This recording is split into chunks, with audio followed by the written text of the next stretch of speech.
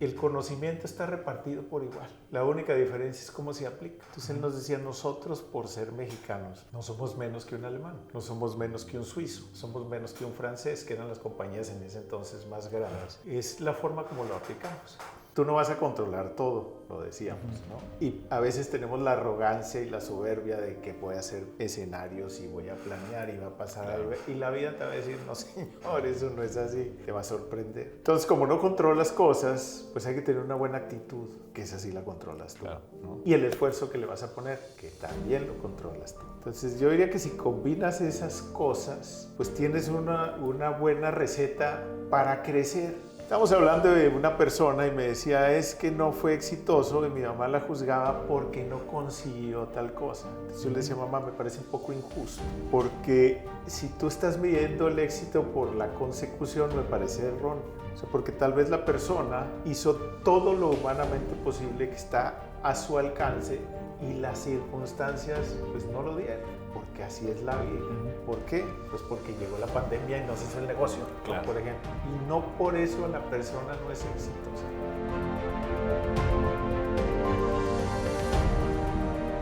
Cuando queremos crecer una empresa, muchas veces queremos hacerlo rápido y en el camino sacrificamos muchas cosas.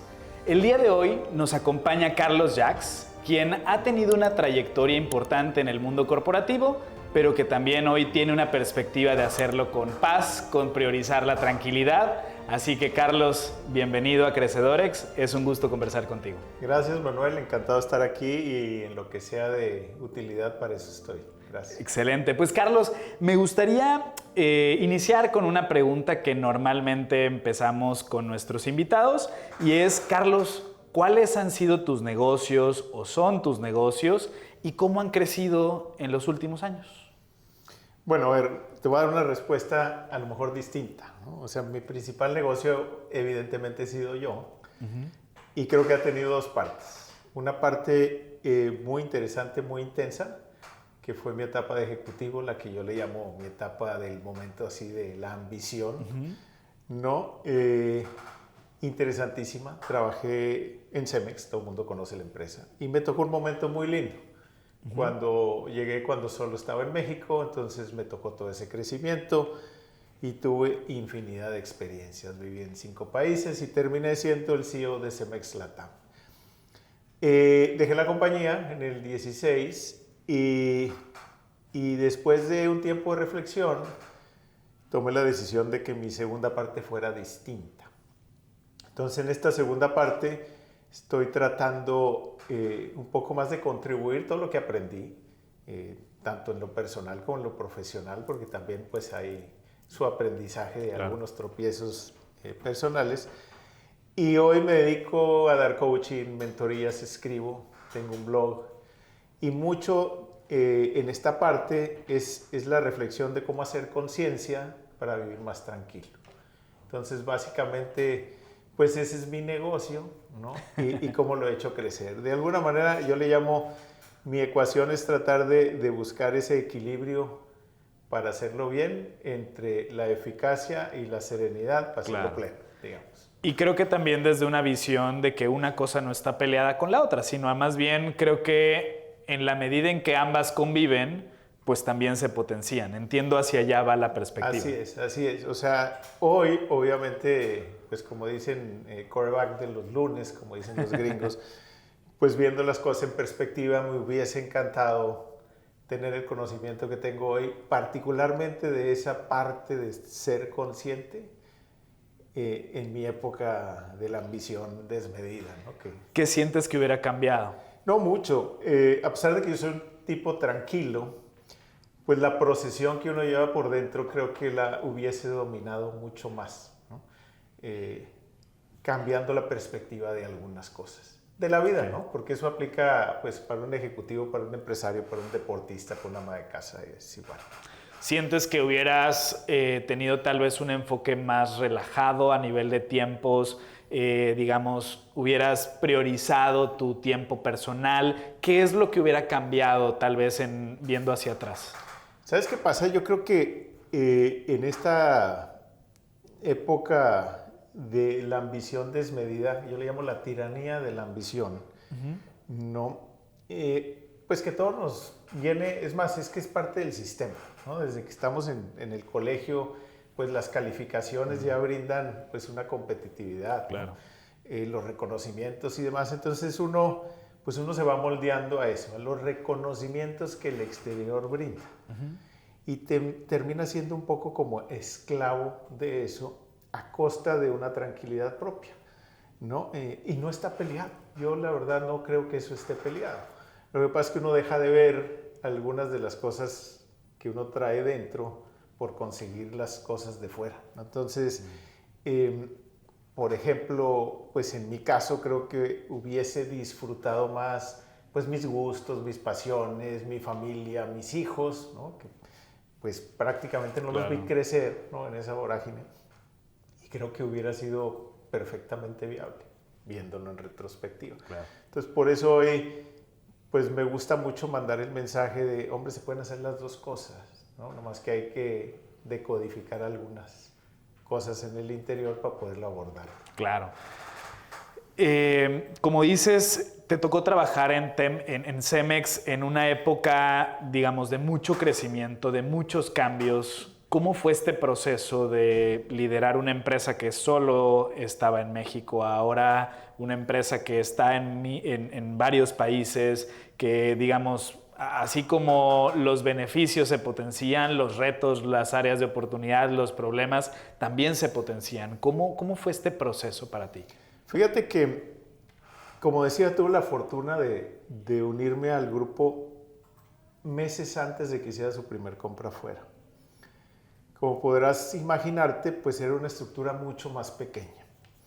En ese entonces, el ingeniero Zambrano, que en paz descanse, pues era el líder y quien transformó la empresa. Era un tipo visionario, era un tipo exigente, pero motivaba bastante y confiaba mucho en la gente, particularmente en los jóvenes. Y recuerdo que él nos decía, el conocimiento está repartido por igual, ¿sí? La única diferencia es cómo se aplica. Entonces él nos decía, nosotros por ser mexicanos no somos menos que un alemán, no somos menos que un suizo, somos menos que un francés, que eran las compañías en ese entonces más grandes. Es la forma como lo aplicamos. Entonces creo que fue una etapa bonita porque se nos permitía arriesgar, ¿no? Al tiempo que obviamente había personas pues muy capaces que nos estaban observando, pero se nos daba la posibilidad de arriesgar. Y creo que ahí hay una diferencia fundamental en todo, Sí. porque en la vida es así. Hoy en la mañana mi hija me escribía un tema de una oportunidad de trabajo y yo le decía, el mundo es de los valientes. Claro. Eso aplica a todo. Sí, y también no es lo mismo decir el mundo de los valientes, pero te sugiero que hagas X o Y, que ahí es meter las manos, bueno, el mundo es de los valientes, pues yo creo que si tomas esta opción puede pasar tal cosa, pero pues juega, ¿no? Y creo que es mucho también de lo que te pasaba a ti, ¿no? A ver, tienes libertad de escoger, obviamente con responsabilidad, ¿no? Totalmente. Entonces yo lo contrastaba mucho. Viví en 5 países, como te contaba. Entonces uno conoce expatriados de otras compañías. Y siempre conversabas. Y la realidad es que el marco de acción que nos daban a nosotros, pues yo lo veía como más amplio que el que le daban a otros en otras compañías. Y eso pues se sentía como muy bien, ¿no? La responsabilidad pues era grande y creo que parte de la ecuación que hizo que eso triunfase es que como nos daba responsabilidades importantes y uno se sentía comprometido con él, realmente se entregaba y las cosas salían. Y creo que ese fue un periodo pues maravilloso, que la compañía pues hizo lo que hizo. Claro.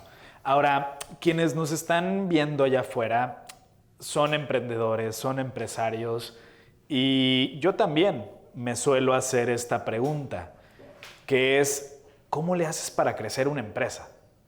Evidentemente necesitas ventas, pero no solamente necesitas ventas. ¿Cómo se le hace o más que cómo se le hace, cuáles son los elementos, cuáles son las palancas ¿Cuáles son los botones para impulsar el crecimiento de una empresa en tu perspectiva? A ver, yo te lo voy a responder más amplio, ¿no? Y quizás porque pues obviamente una compañía tiene Claro. unas características y otras tienen Otras. Voy a volver al tema de la valentía. Y hay una frase que yo uso mucho, que es: nadie se arrepiente por ser valiente. ¿Sí? Y eso vamos a hacerlo a un lado, ¿no? Pero es fundamental.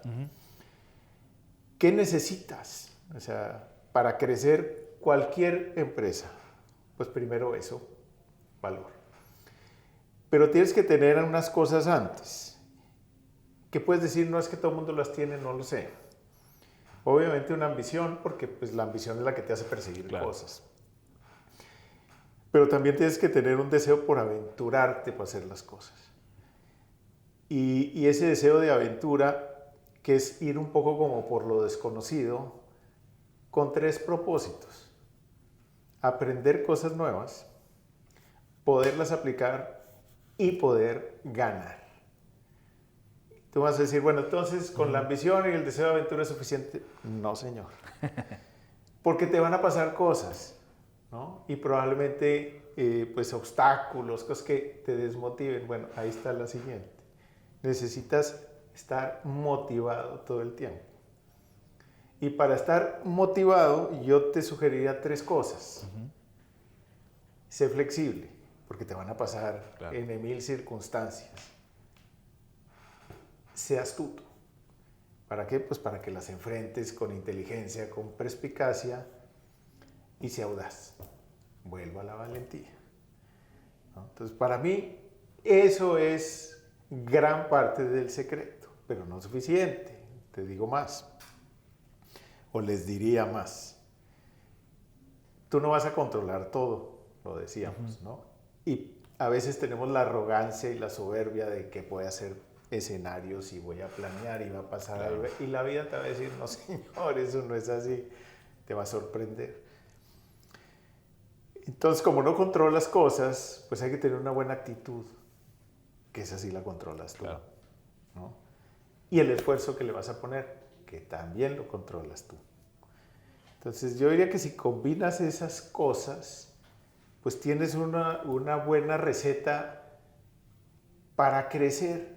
Ahora bien, y esto me remonto, perdona, a una conversación que tenía con mi madre hace unos 5 años. Estábamos hablando de una persona y me decía, es que no fue exitoso, y mi mamá la juzgaba porque no consiguió tal cosa. Entonces yo le decía, mamá, me parece un poco injusto. Porque si tú estás midiendo el éxito por la consecución, me parece erróneo. O sea, porque tal vez la persona hizo todo lo humanamente posible que está a su alcance y las circunstancias pues no lo dieron, porque así es la vida. ¿Por qué? Pues porque llegó la pandemia y no se hizo el negocio, ¿no? Por ejemplo. Y no por eso la persona no es exitosa. Yo le decía, el que no es exitoso es el que no intenta, es el que no se atreve, ¿sí? Entonces, hombre, decir la fórmula, pues yo te pudiera decir lo que comenté, pues esas son como las cosas en las que te tienes que enfocar. Y sin duda, ahorita que está de moda el béisbol, pues vas a batear por encima de 300. Y eso está bien, ¿no? Y en ese sentido decías, bueno, es que alguien que tal vez no ha logrado algo es exitoso, ¿no? Para ti, ¿qué sería el éxito? Tal vez, digamos, viéndolo hacia atrás, porque estoy seguro que si le pregunto al Carlos, el ejecutivo de hace algunos años, pues me va a decir algo diferente al Carlos de hoy, ¿no? O sea, si me pudieras dar esas 2 respuestas, bueno, ¿qué era el éxito para el Carlos ejecutivo y qué es el éxito para el Carlos de hoy? ¿Qué sería? Mira, el éxito, en términos generales, es una sensación, es un sentimiento. Es que tú sientas que lo hiciste bien o lo hiciste mal. Okay. En la primera etapa de la vida estamos muy condicionados a que el éxito se mide por lo que el exterior define que es el éxito. Entonces, si el exterior define que tú porque tienes un carro X o porque lograste el cargo Y o porque te dieron el título Z, eres exitoso, pues si te quedas en eso, pues la inmensa mayoría dice, no, pues este tipo es exitoso. Pues resulta que mañana, y ha habido miles de casos, pues la persona de repente se suicidó. Entonces, ¿pero cómo? Claro. Si el personaje tenía todo, era exitosísimo, ¿no? Porque otra vez, es una sensación, ¿no? Y la sensación no se mide, eso sí, por el afuera. Claro. Se mide y lo puedes sentir la otra persona que tal vez, y la que lo está viviendo igual y no lo siente. Exacto. ¿No? Entonces, que seguramente estuvo incompleto por alguna cosa. Claro. Por eso repito, tanto en ese entonces como ahora, pues termina siendo como una sensación interna. Y es como efímera, ¿no? También. Hay una escena de una película de González Iñárritu, que se llama Bardo, no sé si la recuerdas. No. Bardo es como una película de la vida de él. Es un director de películas exitosísimo. Y en una escena hay un evento gigantesco en un teatro donde lo van a reconocer y este director va al baño antes de que empiece la ceremonia y se topa con su papá, que ya había muerto, es decir, hacen como una simulación de que está el papá, él se lo está imaginando y le dice, mijito, te felicito. Ay, papá, me hubiese encantado que estuvieses aquí, le dice él. Y pues sí, mijito, pero pues no estoy aquí, pero igualmente te felicito. Pero te voy a dar un consejo. ¿Cuál, papá? Me dice, con el éxito, saboréalo, disfrútalo, pero haz gárgaras con él, porque si te lo tragas, hace daño. Escúpelo. Y la verdad tiene un montón de significado ahí. Claro. ¿No? Esto es efímero. Ni el éxito dura toda la vida, ni el fracaso te va a definir por toda la vida. Son sensaciones, ¿no? Pero creo que esa sensación de creerse exitoso, pues también es dañina, por eso tomo ese ejemplo. ¿Y tú cómo lo escupes? O sea, ¿cómo sería para ti una forma de escupir el éxito? Pues a ver, nuevamente es entender que no te define. Pues los que tenemos algunos años y que hemos pasado por algunas, creo que lo tenemos bastante claro, ¿no? El tema es cómo hacérselos entender a los jóvenes, de que eso no es así y de que eso probablemente te genere una frustración si tú te lo crees, ¿no? Entonces yo creo que el ejemplo quizás más sencillo es otra vez es una sensación, ¿no? O sea, y si ves que esa sensación no te define tampoco como persona. Entonces es complejo, pero por eso hablaba de la anécdota con mi madre. Claro. Porque me parecía injusto, ¿no? Como también me parece injusto que yo te defina exitoso por un reconocimiento de la afuera, tal vez tú no te sientas así. Claro. Entonces es como difícil. Y creo que lo importante es entender para ti qué es el éxito, ¿no? Porque tal vez, nuevamente, si te pregunto a ti, Carlos, pues el éxito puede ser algo distinto de lo que yo busco, porque al final de cuentas, pues el éxito es cuando logras lo que tú defines que quieres lograr. Exacto. Y en ese inter, pues hay muchas definiciones, ¿no? Entonces, tu éxito no es lo mismo que el mío y viceversa. Entonces, creo que lo importante allá afuera es que pues quien nos esté escuchando, quien nos esté viendo, pues definan para ellos qué es el éxito, ¿no? Y que creo que también otro punto importante es, como decías, bueno, si el éxito es la sensación, la emoción de haber logrado algo, a como el fracaso tal vez es la emoción de no haber logrado algo, pues creo que al final del día el disfrute también viene en el proceso, ¿no? Entonces, es creo que la forma en como yo interpreto el cómo me enfoco a lograr algo, obviamente con una ambición, pero también entendiendo que el proceso es importante, porque puedo llegar en ese proceso sacrificando muchas otras cosas que al final del día luego terminan haciendo vacíos, ¿no? O sea, si lo ponemos en un ejemplo práctico, si para mí el éxito es generar X cantidad de dinero, ¿sí? Y no disfruto el proceso, no mantengo un equilibrio a lo largo del proceso, igual y sí llegué a lograr esto, pero descuidé a mi familia, pero descuidé mi salud. Entonces, ahí es donde un elemento del éxito opaca a los otros. Esa es la forma en cómo yo lo interpreto. ¿Tú qué opinas? Pues mira, estoy totalmente de acuerdo. O sea, yo creo que voy a cambiar un poco la palabra éxito, es sentirte pleno, es ser efectivo para lo que sea que estés buscando y hacerlo con serenidad y tranquilidad. Para mí ese es, digamos, como sentirte pleno y pudiera ser pues una definición buena de éxito. ¿Por qué? Porque significa sentirme pleno no necesariamente es que logré la meta de las ventas. Claro. Pero me siento bien con eso, con lo que conseguí. ¿Por qué? Pues porque hice mi esfuerzo, digamos, mi parte efectiva y lo hice tranquilo. O sea, no me quedo con un pendiente acá y lo hice tranquilo, sin perder el disfrute de las otras cosas. Claro. Entonces eso pudiera ser como otra manera de verlo. El tema es que típicamente nos enfocamos mucho en conseguirlo, ¿no? Y en hacerlo rápido. Y eso es a costa casi que pues de lo que sea, ¿no? Claro. Y creo que se pueden las dos cosas. Sí. ¿No? ¿Cómo lo balanceas? Pues a ver, creo que hay que resetear un poco el disco duro. Vamos a poner como esta metáfora, ¿no? Esto es como subirse a una montaña rusa. O sea, la vida es como así. Pero una montaña rusa como en oscuridad. Entonces te subes al carrito, ¿no? Y pues a lo mejor vas muy emocionado, ¿no? En la subida, que puede significar pues a lo mejor la búsqueda de algún objetivo, pero de repente viene una bajada, ¿no? Y vienen curvas y demás, pues que no veías venir. Tú tienes dos opciones, ¿no?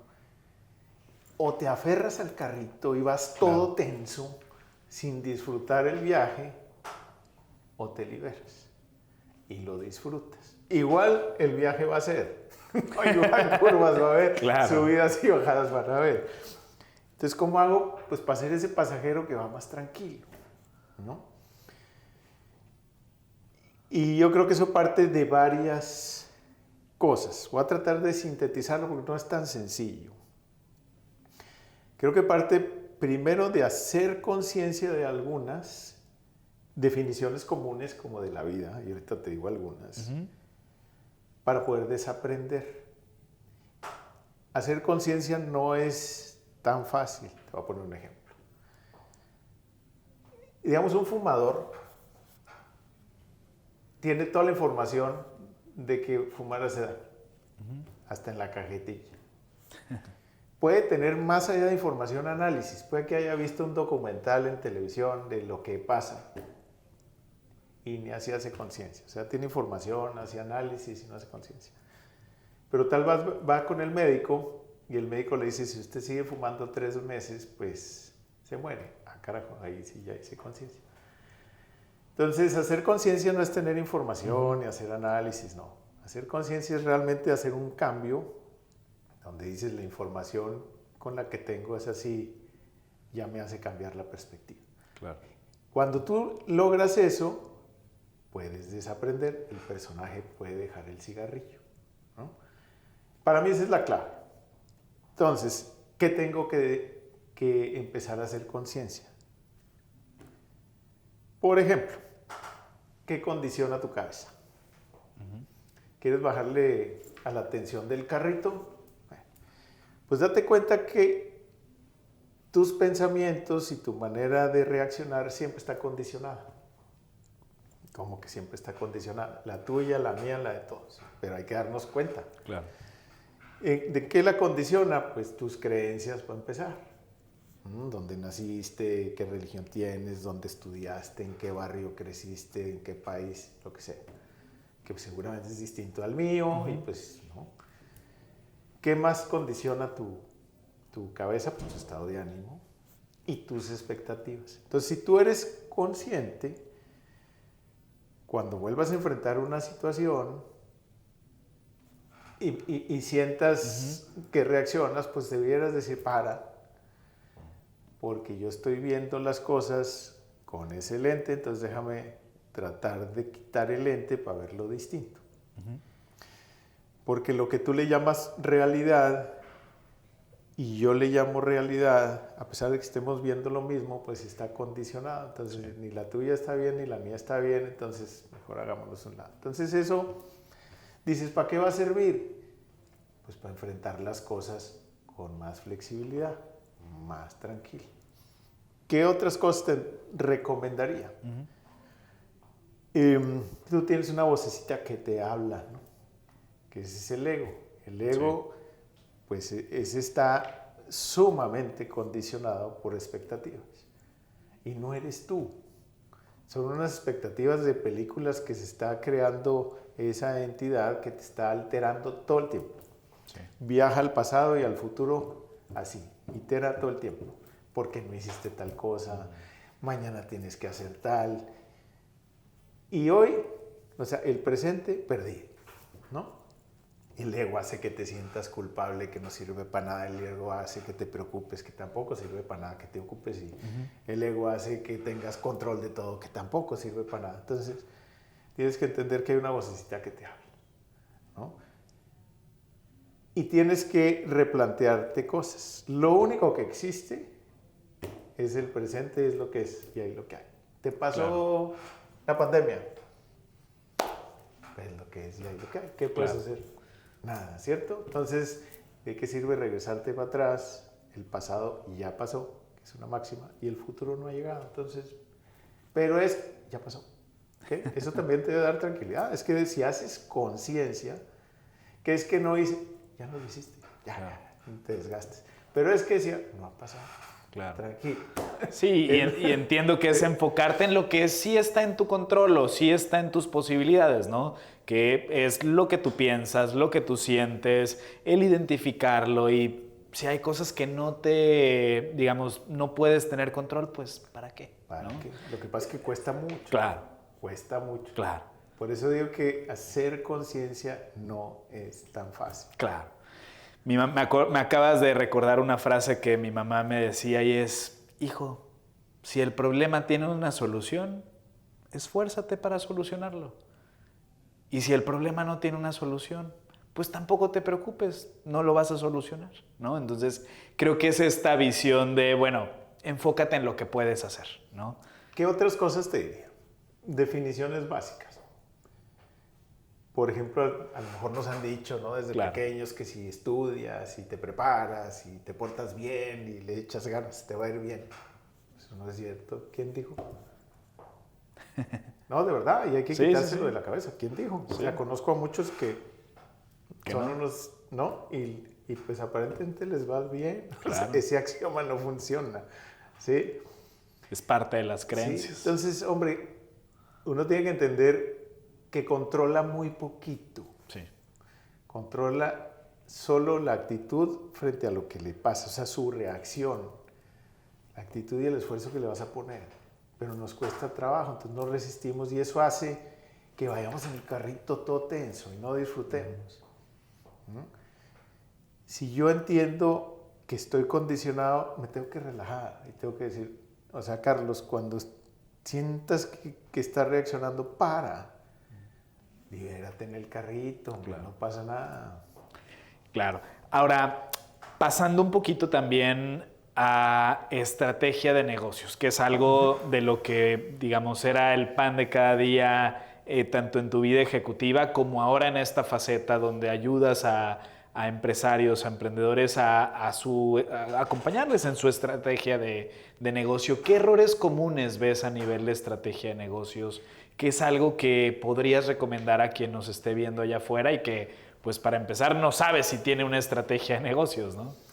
A ver, con estrategia yo creo que a veces hay confusión, ¿no?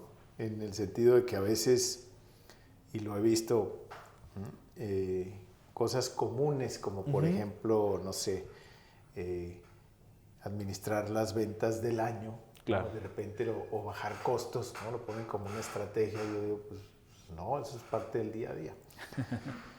Para mí, la definición de estrategia es la evolución que pretendo para llegar a un cierto punto. Por ejemplo, no sé, soy un supermercado y quiero volverme la referencia de las ventas online y la interacción online. Bueno, listo, si me quiero ir hacia allá, pues esa es mi estrategia. Ahora, el cómo llego, y eso no significa administrar las ventas de todos los días, ni los costos, ni los proveedores, eso es parte del negocio andando. Entonces, lo primero es definirla. Lo segundo es cómo la comunico y cómo la implemento. A las personas nos mueven las emociones, ¿sí? No nos mueven indicadores de que queremos, no sé, regreso a ese ejemplo, que el 50% de las ventas sean online. A mí eso no me dice nada.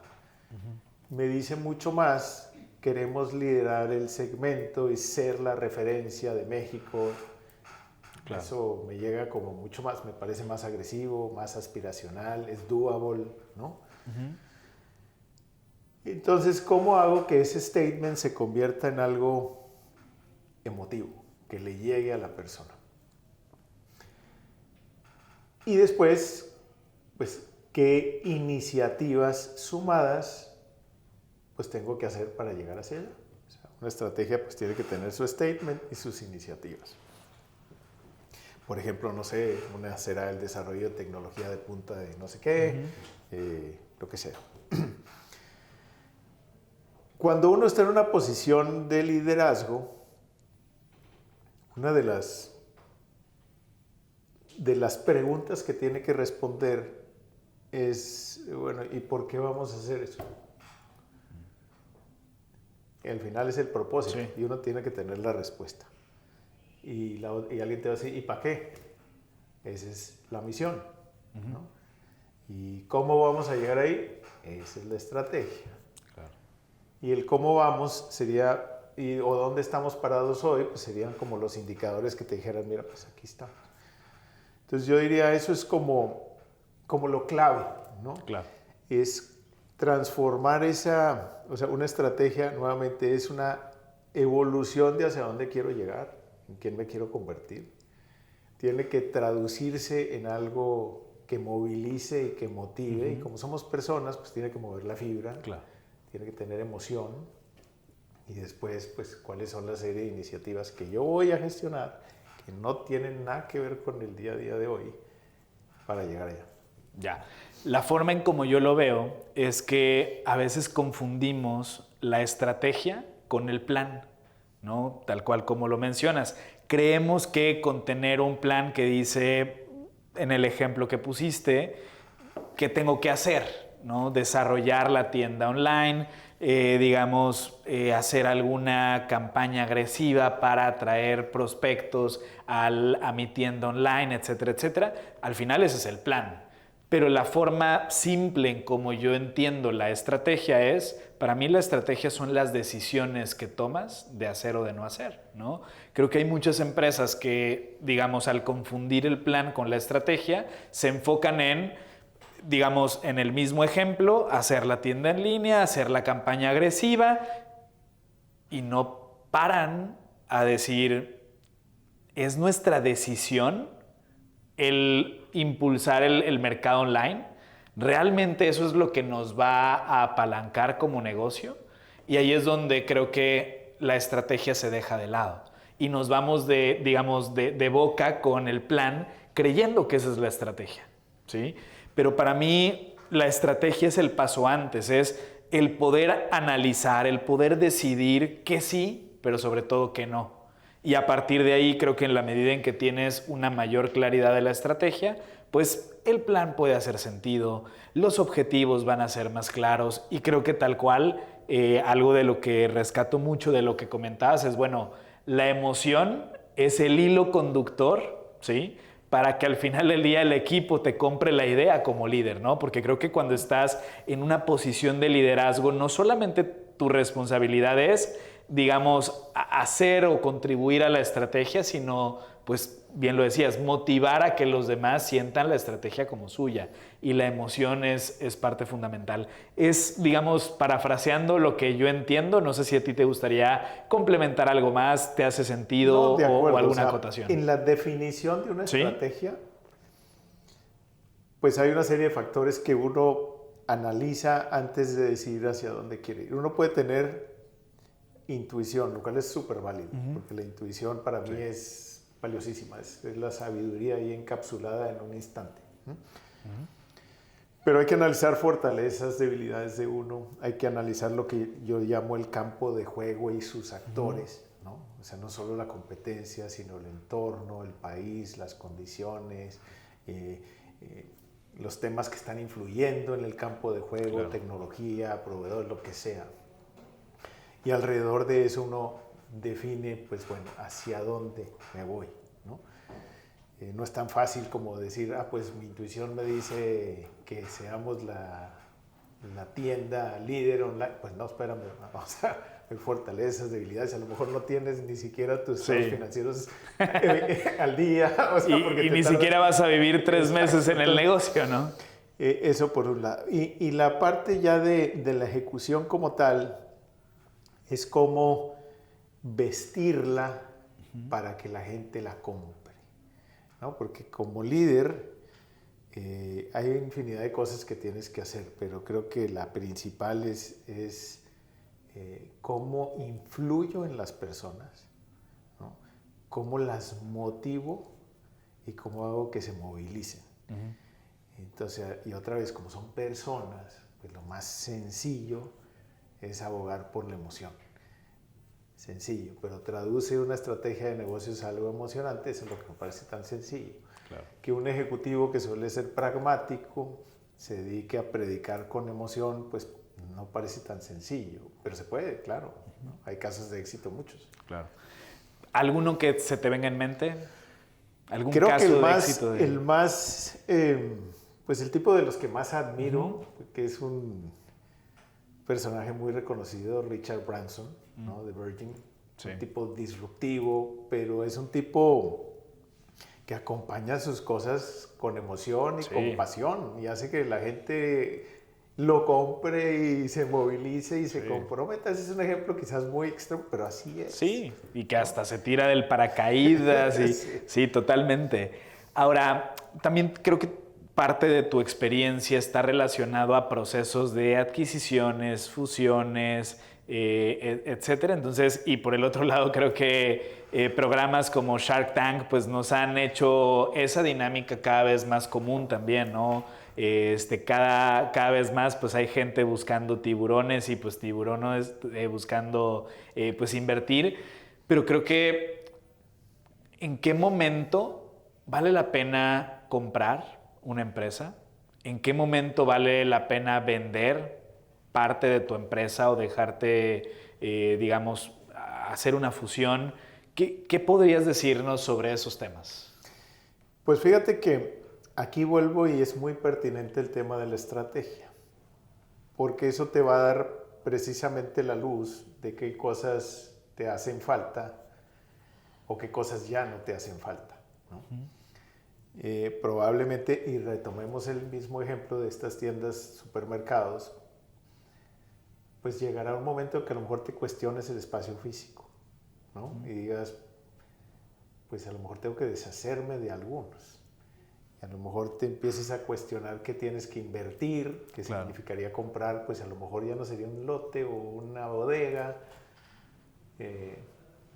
Digamos, yo le llamo bodega al supermercado, porque a lo mejor bodega sí, perdón, pero a lo mejor tengo que invertir en tecnología, tengo que, ¿no?, comprar a esta compañía emergente que está haciendo esto bien. Entonces ahí vuelvo a la estrategia y lo primero pues es que sea congruente con hacia dónde quieres evolucionar. Eso es lo primero. No lo único, porque también hay oportunidades, ¿no? Pues como coloquialmente se dice, compra cuando te venden y vende cuando te compran, pues literalmente también eso pasa, ¿no? Entonces, pues hay un poco de las dos. Pero igualmente esta última, pues si uno realmente está convencido de la evolución de a dónde quiere ir, pues ese es el condicionante principal. ¿Hace o no hace sentido en esa, digamos, compañía que estoy soñando? Ese es lo principal. Ok. Y además, pues es términos como la evaluación, el monto el monto propiamente de la, Sí, de la pues evaluación, cómo haces la etcétera. evaluación y que los múltiplos, La que los metodología, comparativos, exacto. pues eso ya... Ya es tecnicismos. Pero para mí eso es, digamos otra vez, es que eso es como lo fácil. Claro. O sea, lo difícil es qué debería de comprar si quiero llegar hasta acá, qué Claro. debería de vender si quiero irme hasta allá. Y lo segundo es más difícil que lo primero, porque los negocios y particularmente los familiares tienen un componente emotivo bien grande. Sí. Y suelen pues aferrarse mucho a las cosas y no soltar. Claro. ¿No? Bien, pues Carlos, ya estamos llegando a la recta final de la conversación del día de hoy. Y pues primero me gustaría pues que nos compartas dónde podemos seguir tu crecimiento, redes sociales, algún sitio web que quieras compartirle a nuestra audiencia donde podamos nuevamente seguir tu crecimiento. Vale, gracias Manuel. Mira, pues en mi página web, carlosjacks.com, es Jacks como Jackson, carlosjacks.com. Ahí está prácticamente todo. Ahí están todas mis redes. Yo escribo regularmente en el periódico El Economista. De repente también hago mis propias blogs. Estoy en el proceso de sacar un libro. Entonces, bueno, todo eso sale por ahí. Perfecto. Entonces, segundo, vamos a entrar a una etapa de la conversación que le llamamos decisiones de negocios.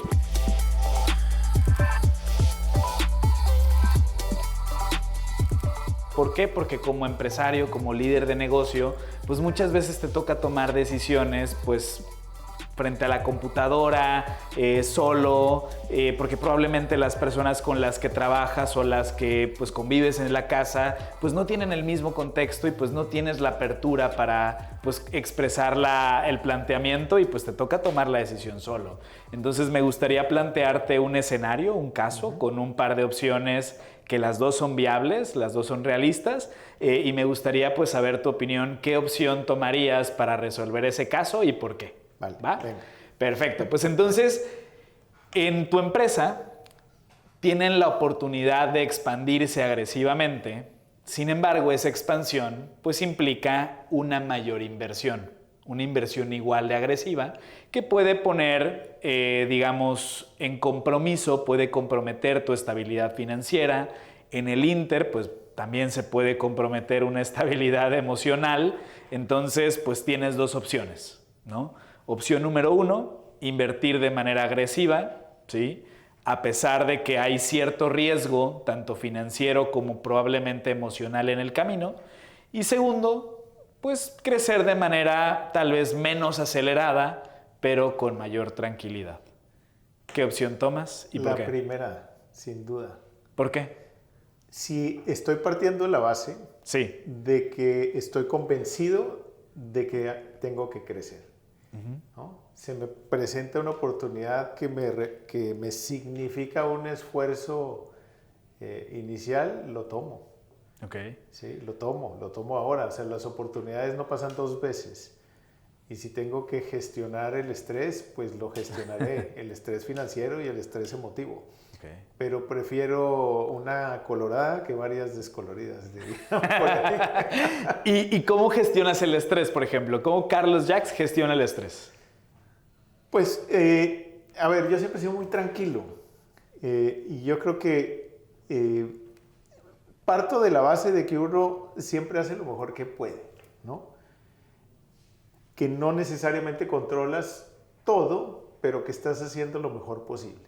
Uno. Dos, parto de la base de que si me desestabilizo, pues mis decisiones, volvemos otra vez se van a condicionar por desestabilizar. Entonces tengo que mantener la tranquilidad. Cuando eres líder es todavía más importante. Claro. Porque si a ti te ven preocupado y eres el jefe, pues olvídate, ya transmitiste todo, ¿no? Entonces, ¿qué busco? Pues tratar de hacer lo mejor que puedo. 2, recogerme con las cosas que me relajan. En mi caso, cocinando, música, básicamente. Y darme tiempo para eso, ejercicio. ¿No? Pero pues no mucho más. Volviendo al ejemplo que ponías, creo que Cemex fue, pues que fue mi escuela, fue muy así, ¿no? Entonces ahí lo aprendí. Claro. Y es mejor rápido. Por ejemplo, como nos cambiaban de país, literalmente el viernes al lunes, y llegabas y al que sustituías ya no estaba. Y te tocaba llegar y ¿qué hubo? Pues rápido. Y nos decía el ingeniero Zambrano, que en paz descanse, me decía, es que necesito que salgan de su zona de confort con regularidad. Claro. Porque si no, ustedes generan ceguera de taller. Entonces, mejor que se cambie. Entonces, pues es un poco la escuela, ¿no? Por eso es la respuesta. Carlos, tú tuviste la oportunidad de aprender del ingeniero Zambrano. Seguramente tuviste experiencias, tuviste anécdotas y algunas de estas nos has compartido el día de hoy. Sin embargo, me gustaría cerrar el episodio de hoy, pues que nos compartas a la audiencia, sobre todo, ¿cuál fue el aprendizaje más grande que tuviste de trabajar con el ingeniero Zambrano? Yo creo que pues hubo muchos. ¿Qué te digo? El aprendizaje más grande es, y que creo que después apliqué, es lo potente que es que confíen en ti. Eso te genera un compromiso gigantesco. Y él tenía ese don, ¿no? De confiar en la gente y particularmente en la gente joven. Me acuerdo que nos decía, cuando empezamos a crecer pues, en la organización, no se les olvide a qué edad le dimos la oportunidad. Porque no me anden cuestionando que porque tal persona es todavía muy joven, no se les olvide qué edad. Entonces, pero más allá de eso, es cómo era capaz de que te comprometieses y era relativamente sencillo. Primero pues él generaba una historia. Mucha gente no cree que él visualizaba el Cemex que finalmente dejó. Estaba en la estrategia, que México fuera menos de 1/3 del flujo desde que solo existía un país y México era el 80%. Siempre estuvo ahí, ¿no? Él no perdía eso de vista y él era tremendamente audaz, responsable y tremendamente exigente, respetuoso, ¿no? Entonces, cuando tú ves una persona con esas características y que te cede parte de la responsabilidad, es un compromiso sensacional. Se siente rico que crean en ti. Y creo que formó un grupo de personajes que traíamos el cuchillo en los dientes, que donde fuera, como él nos decía, nosotros no somos menos que nadie. El conocimiento está por igual, ustedes están perfectamente preparados para competir donde sea. Y el tipo era un motivador, pero no cedía. Entonces creo que mi aprendizaje más grande fue ese, que lo voy a reducir en algo muy simple para las personas que a veces batallan un poco con delegar, ¿sí? Delegar es sencillo si lo ves desde el espejo. A las personas les gusta exactamente lo mismo que a ti. Que lo tomes en cuenta, que le des retroalimentación, que te escuchen, que te den proyectos importantes. Bueno, eso es importante para ti, bueno, para ellos también. Y es muy fácil. Que los traten bien, que te traten bien. Bueno, es que es muy fácil, pero se nos olvida. Entonces, la lección del ingeniero es esa. Prácticamente te cedo la responsabilidad. Pues muchísimas gracias, Carlos, por la conversación del día de hoy. Este es un episodio más de Crecedorex y nos vemos en el siguiente. Gracias.